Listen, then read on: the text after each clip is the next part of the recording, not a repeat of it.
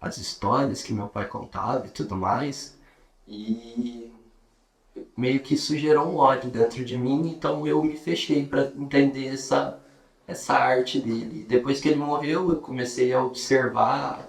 A gente veio aqui, viu, eu vi as coisas. Não vi de primeiro momento, porque quando eu cheguei aqui já tinham mexido aqui. Gostaria muito de ter vindo aqui e visto como estava no momento que ele saiu, mas enfim, várias notícias que ele juntando no jornal, que tem mais coisa, um filme. Eu tive o privilégio de vir aqui nesse apartamento há cerca de 15 anos atrás, através de um amigo em comum e conhecer o Paulo. E eu de imediato fiquei bem impressionado com o trabalho dele e com a quantidade de obra que tinha exposta aqui. E imediatamente eu peguei a câmera, solicitei autorização para ele, consegui, sem luz nenhuma, do jeito que a gente estava naquele momento, fiz alguns registros, né? E a gente chegou a conversar sobre a possibilidade de começar uma digitalização das obras do acervo dele naquela época, 15 anos atrás, mais ou menos uns 15 anos. Mas essa ideia não desenrolou porque ele era um cara muito controverso e ele começou a me dar esporro antes da gente iniciar o processo, né? Me cobrando o meu portfólio, isso que eu queria fazer de favor, me cobrando para ver se eu sabia fotografar, para ver se eu era digno de registrar as fotos dele.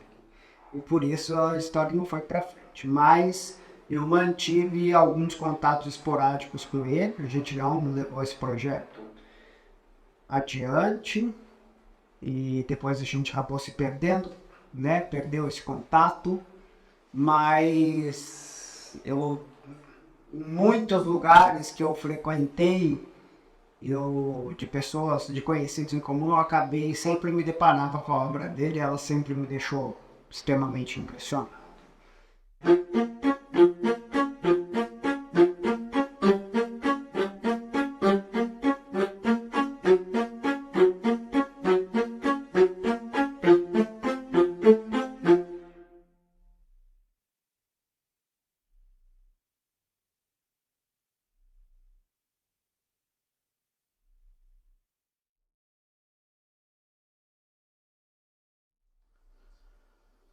Em Santa Rosa de Viterbo, é, a história do meu pai lá é mais de amizade. Ele é nascido em Aembi, que é mais ou menos perto de Rio Claro. E ele veio muito jovem para Ribeirão. E aqui em Ribeirão ele acabou conhecendo um pessoal de Santa Rosa que trabalhava e estudava em Ribeirão. Até porque as faculdades eram todas aqui na época. Aí ele foi conhecendo, foi fazendo amizade e acabou conhecendo minha mãe na faculdade também, na USP. E por isso ele acabou indo para Santa Rosa, mas não indo morar, indo passear e visitar amigos. Quando ele foi despejado da casa do padre, ali no centro da cidade, ele morou pouco tempo lá, mas foi muito pouco. Aí as obras dele, os móveis da casa, tudo ficou guardado em uma casa que meu avô tinha lá em Santa Rosa, até ele estabilizar aqui em Ribeirão e trazer tudo de volta. Mas uma das primeiras lembranças que eu tenho com ele é quando eu era criança e ele chegou lá em casa e levou um quadro embrulhado e me deu de presente. Um quadro. E ele.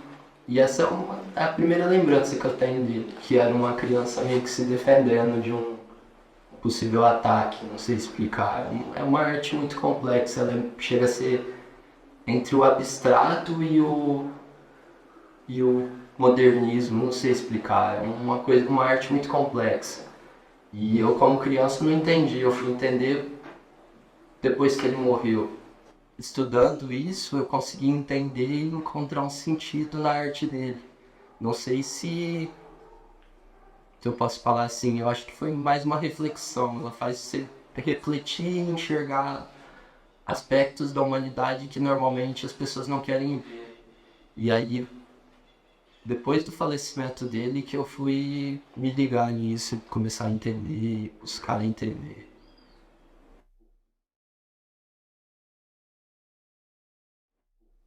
O acervo é muito grande, são umas 70 telas, mais ou menos. E é umas telas grandes, de tipo 2 metros, 3 e enorme, enorme. Enfim, é um pouco desagradável, sabe? Tipo, no primeiro momento foi interessante, porque eu pude ver tudo em detalhes, eu tive tempo para estudar um pouco sobre, entender um pouco, e foi interessante, mas em um certo momento vira um puta empecilho, tá ligado? Porque, tipo, eu não posso receber gente em casa pra, sei lá, trocar uma ideia, confraternizar, porque isso pode prejudicar as obras. Eu não, eu não tenho a liberdade, sei lá, de limpar meu quarto como eu queria, porque pode prejudicar as obras. Eu não tenho essa liberdade assim no momento. Tudo é pra zelar pelas obras e deixá-las o mais inteiras possível. Algumas já até sofreram avarias por questão de ser movimentada e tudo mais. Isso gera um puta desconforto. Que a técnica que ele usava, que é serrar, acrílico sobre serragem, que ele desenvolveu essa técnica de pintura e de preparo de tela, ela é muito delicada, muito delicada. Então ela tem que ter um cuidado muito maior. Então, primeiro, o empecilho é o espaço que ocupa. E segundo, é de preservar elas que são extremamente delicadas. Então, não dá para ficar movimentando de qualquer maneira ela. Eu, eu fui incumbido de ficar com esse acervo. Né? Eu tenho que ficar com ele porque só tem eu. Só tinha eu. Na verdade, ele não queria deixar isso aí para ninguém. Tá? Na verdade, a intenção dele era criar uma fundação. E essa fundação dá assistências para pessoas que querem aprender a arte, que querem entender a arte, que quer viver da arte ou tem uma arte para ser mostrada. Era isso que ele queria. Acho que eu consegui organizar muitas das obras que estavam lá, por mais ou menos, acho que numa sequência que minha cabeça achou mais adequada. Vários poesias que ele escreveu eu consegui colocar em. Organizei de alguma forma, porque tava tudo muito espalhado, tudo muito bagunçado. Tem que catalogar e digitalizar as que a gente tem agora. Encontrar as outras, não sei se vai ser possível.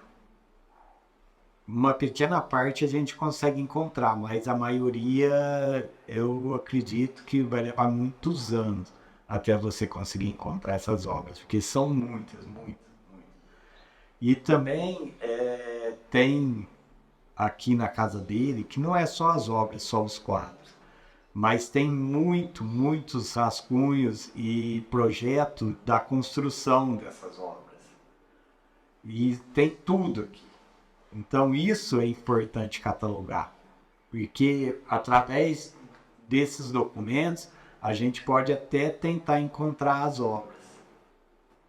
E a gente começou a conversar já há algum tempo, né, sobre o acervo, sobre a necessidade da preservação. Existe o processo de digitalização que eu já fiz de algumas obras que a gente vai retomar, de uma parcela das obras, porque são muitas, né? Então a gente também vivo disso. Para registrar tudo a gente precisaria conseguir um apoio financeiro maior. eu ofereci isso como contrapartida. Então, quem puder, quem estiver assistindo, quem estiver vendo isso e conhecer o Paulo Camargo, Paulinho Pintor, e tiver conhecimento das obras dele e tiver interesse em ajudar a preservar e não deixar cair no esquecimento, pode entrar em contato comigo, que vai ser muito bem-vinda essa ajuda. E o mini doc foi para falar sobre o acervo e fazer uma coisa mais simples nesse momento, como primeiro passo, porque se a gente for entrar na vida e na obra do Paulo, a gente não conseguiria, né? Acho que talvez nem um longa-metragem documental. Eu acho que a gente precisaria de uma série toda, porque, né, os relatos são muitos. Eu conheci muitas pessoas que conhecem o trabalho dele, que já ouviram falar, que tiveram contato até muito mais do que a própria família.